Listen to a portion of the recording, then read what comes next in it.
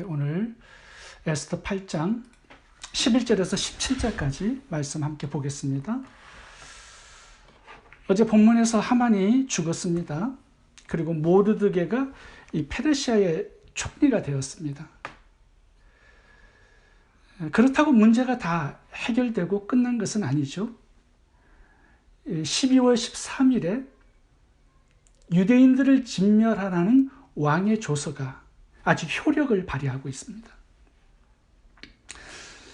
이 페르시아의 법은요, 왕의 이름과 어인이 찍힌 조서가 한번 공포가 되면 그 어떤 누구도 취소할 수가 없습니다. 그래서 에스더가 왕에게 유대인의 생명을 살려달라고 요청을 다시 한번 했을 때 왕은 에스더와 모르드게에게 조서를 다시 너희들 마음대로 유대인들을 구할 수 있는 그런 법을 만들어서 공포하라고 허락을 해 주었습니다. 그래서 모르드게가 두 번째 조서를 꾸며서 127개의 페르시아 전 도시에 공포를 했죠. 그게 어제 내용이었습니다. 12월 13일 유대인들이 죽는 날입니다. 이것은 취소할 수가 없죠. 근데 모르드게는 이 첫 번째 왕의 조서를 취소하지 않으면서도 유대인들을 구원할 수 있는 새로운 조서를, 이 두 번째 조서를 만들어서 공포를 했습니다. 첫 번째와 두 번째 왕의 조서가 무엇이 다른 것이었을까요? 비교해서 한번 살펴보겠습니다. 두 번째, 모르드게가 내린 조서입니다. 11절부터. 조서에는 왕이 여러 고을에 있는 유다인에게 허락하여 저희로 함께 모여 스스로 생명을 보호하여 각도의 백성 중 세력을 가지고 저희를 치려하는 자와 그 처자를 죽이고 도륙하고 진멸하고 그 재산을 탈취하게 하되. 에스더 3장 13절에 보시면 하만이 공포한 첫 번째 왕의 조서가 있습니다. 읽어보겠습니다. 이에 그 조서를 욕절들에게 붙여 왕의 각도에 보내니 12월 곧 아달월 13일 하루 동안에 모든 유다인을 노소나 어린아이나 부녀를 물어나고 죽이고 도륙하고 진멸하고 또 그 재산을 탈취하라 하였고.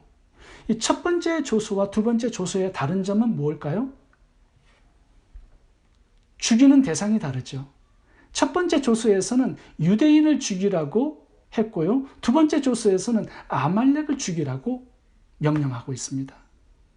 그러니까 이 전쟁인 12월 13일의 이 전투가 유대인과 아말렉의 전투예요. 정정당당하게 이 하루 동안에 두 민족이 서로 싸워서 진멸하도록 그렇게 만든 것입니다.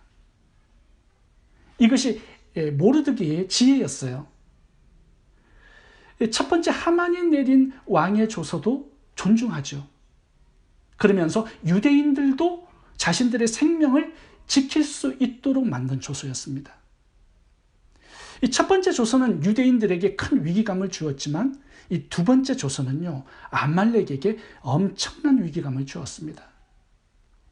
왜냐하면 12월 13일에 유대인들도 아말렉을 죽일 수 있도록 허락한 조서였기 때문입니다. 그러니까 이 12월 13일에는요, 누가 이기든 한 민족만 살아남게 되어 있습니다. 아말렉만 살아남든지 아니면 유대인들만 살아남든지 한 민족은 완전히 진멸되어 죽게 되어 있어요. 왕의 조서가 바로 이것이었습니다. 두 민족이 12월 13일의 전투를 위해서 얼마나 철저하게 준비했겠습니까? 근데 결과를 보면 유대인들의 대승리예요. 유대인들이 그 원수들을 죽였는데 그 숫자가 7만 5천 명이라고 기록되어 있습니다. 이렇게 유대인들이 대승리, 대역전을 거둔 그 비결이 무엇이었는지 오늘 본문에서 몇 가지로 살펴보도록 하겠습니다. 첫 번째, 승리의 비결은 적극적으로 행동했기 때문입니다. 적극적으로 행동하라. 이것이 승리의 비결이에요. 1절을 다시 한번 보겠습니다. 중요한 단어가 나오는데 그게 뭐냐면 스스로 생명을 보호하라는 거예요. 각자가 알아서 스스로 생명을 보호하라. 다시 말하면 너희들을 도와줄 외부의 도움이 없다라는 거예요. 내 자신이 적극적으로 군사가 되고 전투를 준비하지 않으면 생명을 보호할 수가 없다라는 것입니다. 다른 사람을 의지하지 말라는 거죠. 스스로 힘을 기르고 전투력을 갖추라는 거예요. 유대인들이 은근히 기대를 많이 했을 수 있습니다. 왜냐하면 에스드가 황후죠. 모르드게가 페르시아 총리입니다. 당연히 군사를 보내줄 수 있고 무기를 도와줄 수 있을 거라고 생각하는 사람들도 있었을 것입니다. 그래서 전투를 적극적으로 준비하지 않고요. 소극적으로 그렇게 가만히 앉아서 12월 13일을 기다렸다면 그 사람은 당연히 죽었을 겁니다.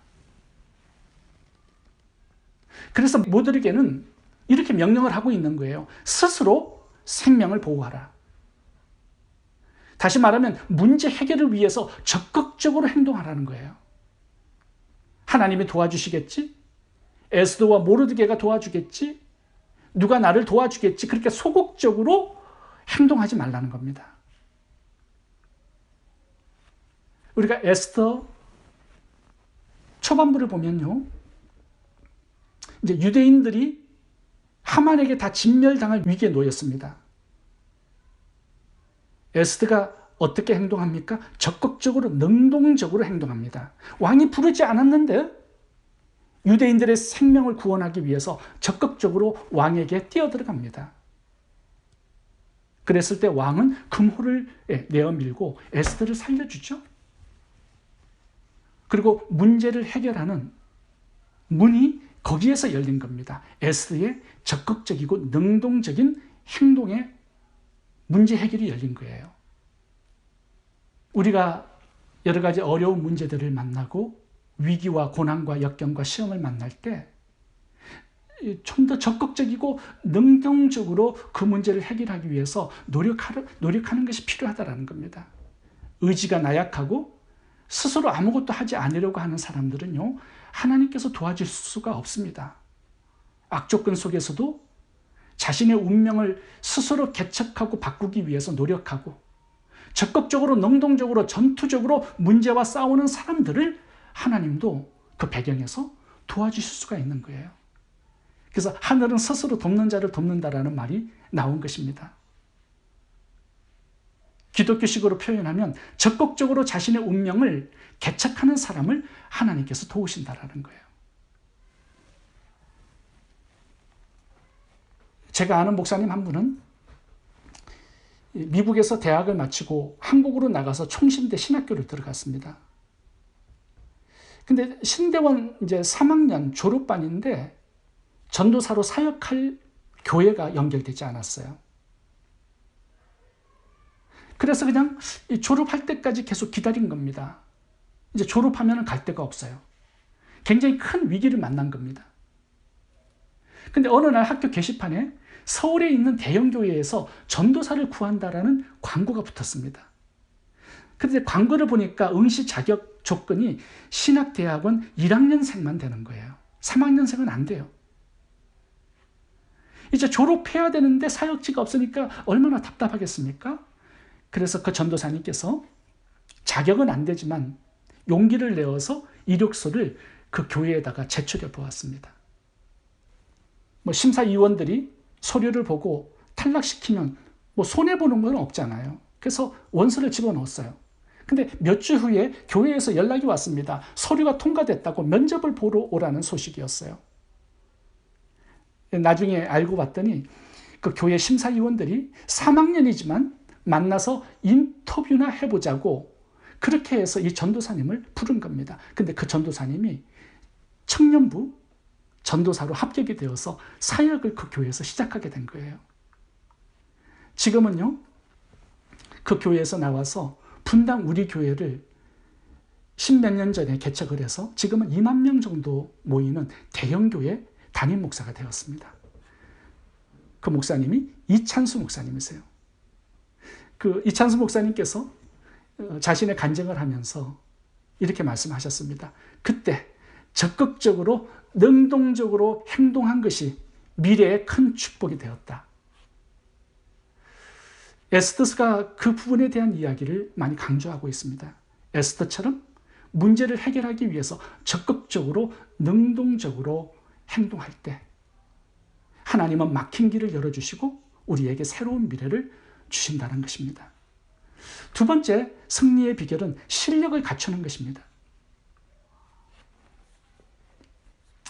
12절을 보시면 12월 13일 하루만 원수들을 진멸하도록 그렇게 조서가 내려졌습니다. 12절을 읽어보겠습니다.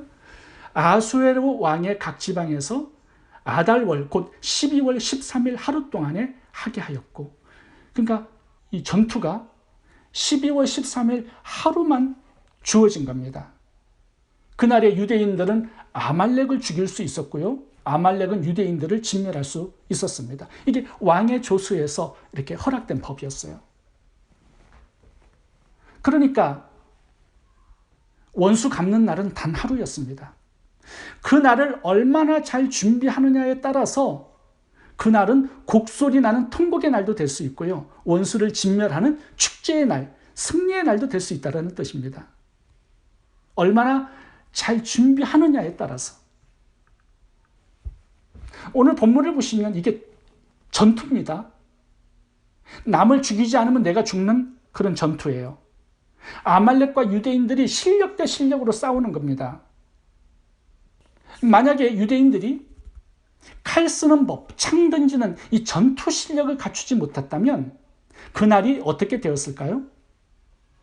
7만 5천 명을 죽이는 게 아니라 자신들이 다 죽는 그런 날이 될 수 있는 것이죠. 유대인들이 살아남기 위해서는요, 아말렉 이 원수들보다 전투 실력이 더 뛰어나야 합니다. 칼 쓰는 법, 창 던지는 법, 사람을 죽이는 이 전투의 실력이 탁월해야 돼요. 그래야 자신들의 생명을 지킬 수 있는 것입니다. 그러니까 내가 갖춰야 될 실력, 능력, 그 힘을 하나님께 의지하지 말고 떠맡기지 말라는 겁니다.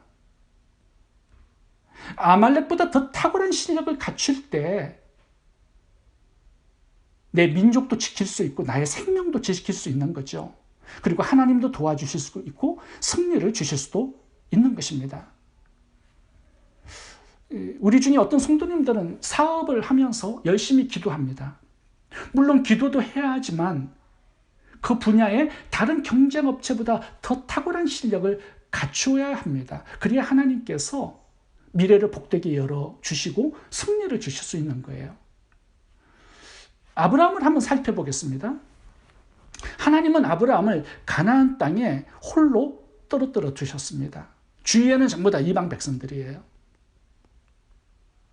근데 그 가나안 땅에 홀로 살면서 단을 쌓고 예배를 드리면서 그 땅을 개척해 갑니다. 적극적으로 땅을 갈고 목축을 하면서, 그리고 집안에 318명의 군사들을 훈련시킵니다. 왜 그렇죠? 미래에 전쟁이 있는 것을 준비한 거예요. 자신에게 힘이 없다면 아무리 큰 재산을 모아도 하루아침에 다 빼앗길 수 있다는 생각을 한 것이죠. 그래서 군사들을 길렀습니다. 이렇게 미래를 준비하고 실력을 갖추었기 때문에 조카 롯도 구출할 수 있었고요, 당대의 거부가 되는 축복도 받을 수 있었던 것입니다. 다윗은 물맷돌 실력을 평소에 탁월하게 갖추어 두었죠. 그러니까 골리앗이 나타났을 때 그를 죽이고 이스라엘 두 번째 왕이 되는 축복을 받을 수 있었던 것입니다. 마태복음 25장을 보시면 열처녀 비유가 나오죠. 지혜로운 다섯 처녀를 보세요. 그들이 지혜로운 처녀로 신랑을 만나 혼인잔치에 들어갈 수 있었던 그 이유가 뭘까요? 단 한 가지입니다. 기름을 평소에 잘 준비하고 예비했기 때문이에요. 승리의 비결은 무엇일까요? 오늘 본문은 실력을 잘 갖추어야 한다고 말씀합니다. 육적인 실력도 잘 갖추어야 하고요, 영적인 실력도 잘 갖춰야 합니다. 평소에 매일 기도하고 말씀을 묵상하고 예배하고 이런 영적인 열심과 부지런함이 내일의 실력이 되어서 우리들의 미래를 더욱 복되게 열어줄 것입니다. 세 번째 승리의 비결은 함께하는 것입니다. 함께하는 것. 11절에 보시면 아주 중요한 승리의 비결이 하나 나옵니다. 그것이 뭐냐 하면 함께하라는 것입니다. 11절을 보겠습니다. 조세에는 왕이 여러 고을에 있는 유다인에게 허락하여 그들이 함께 모여 스스로 생명을 보호하여, 여기 중요한 단어가 나오죠. 스스로 생명을 보호하는 그 비결이 함께 모이는 것에 있다라고 말씀합니다. 12호 13일 이 전투에서 승리하기 위해서 제일 먼저 해야 할 것을 이 왕의 조서에 기록해 놓았습니다. 11절을 다시 봐보세요. 조서에는 왕이 여러 고을에 있는 유다인에게 허락하여 그들이 함께 모여, 제일 먼저 나오는 비결이 뭐냐 하면 유대인들이 함께 모여야 한다는 것입니다. 함께 모이는 것, 이것이 승리의 비결이라고 말씀합니다. 스스로 생명을 지키고 유다 민족을 지킬 수 있고 아말렉을 싸워서 승리할 수 있는 비결이 여기에 있다라는 거예요. 함께 모이라는 것입니다. 모드르게가 이 왕의 조서를 만들었죠. 근데 왜 함께 모이라는 단어를 기록해 놨을까요? 모르드게는 신앙인이었기 때문에 모세 오경, 신명기 25장의 내용을 너무나 잘 알고 있었습니다. 거기에 보시면 출애굽한 이스라엘 백성들과 아말렉과의 첫 번째 전투가 나옵니다. 근데 아말렉이 이스라엘과의 전투에서 제일 먼저 공격한 대상이 누구냐 하면 길에 뒤처진 노약자들입니다. 신명기 25장 17절부터 읽어보겠습니다. 너희가 애굽에서 나오는 길에 아말렉이 내게 행한 일을 기억하라. 곧 그들이 하나님을 두려워하지 아니하고 너를 길에서 만나 너의 피곤함을 타서 내 뒤에 떨어진 약한 자들을 쳤느니라. 아말렉의 첫 번째 공격의 대상이 누구냐 하면 뒤에 뒤처진 사람들이에요. 떨어져 나간 사람들을 공격했다라는 겁니다. 그러니까 모르드게는 이것을 잘 알았기 때문에 함께 모일 것을 명령하고 있는 것입니다. 함께 모이는 것이 얼마나 중요한지를, 이것이 승리의 비결이 된다라는 것을 모르드게는 잘 알고 있었습니다.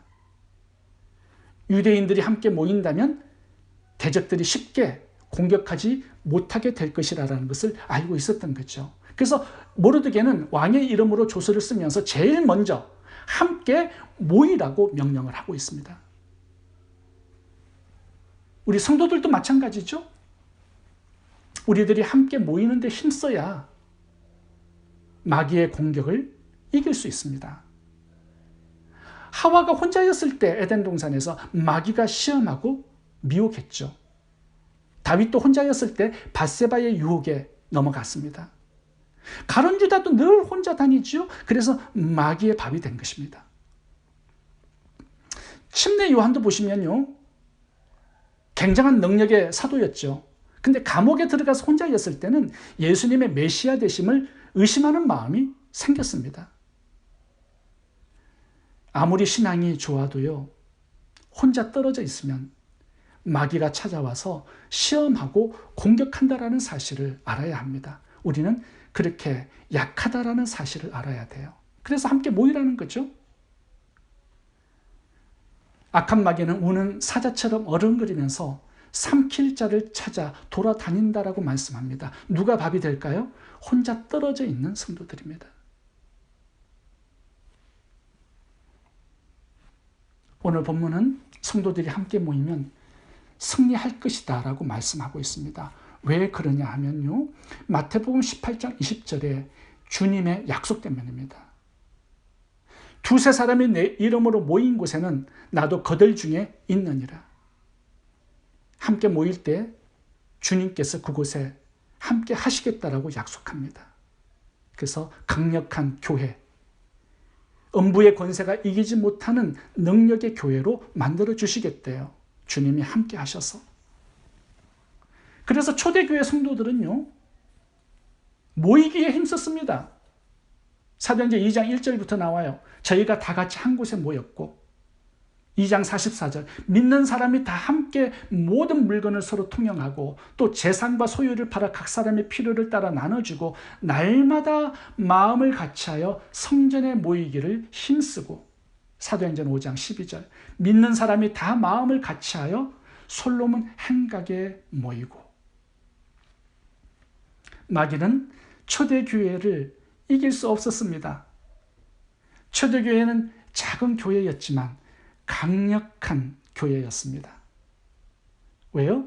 모이기를 힘쓰는 교회였기 때문입니다. 히브리서 10장 25절을 읽고 마치도록 하겠습니다. 모이기를 패하는 어떤 사람들의 습관과 같이 하지 말고 오직 권하여 그날이 가까움을 볼수록 더욱 그리하자. 아멘. 기도하겠습니다. 좋으신 하나님, 문제 앞에 낙심하고 절망하고 주저앉아 있지 않고 문제를 해결하기 위해서 적극적으로 능동적으로 전투적으로 행동할 수 있도록 도와주시기 원합니다. 탁월한 실력을 갖추어서 미래를 준비하고 특별히 더욱 모이기에 힘쓰고 연합해서 주님 맡기신 복음의 사명 잘 감당하고 영적 전투를 잘 싸워 승리하는 저희 모두가 되게 해 주옵소서. 예수님 이름으로 기도합니다. 아멘.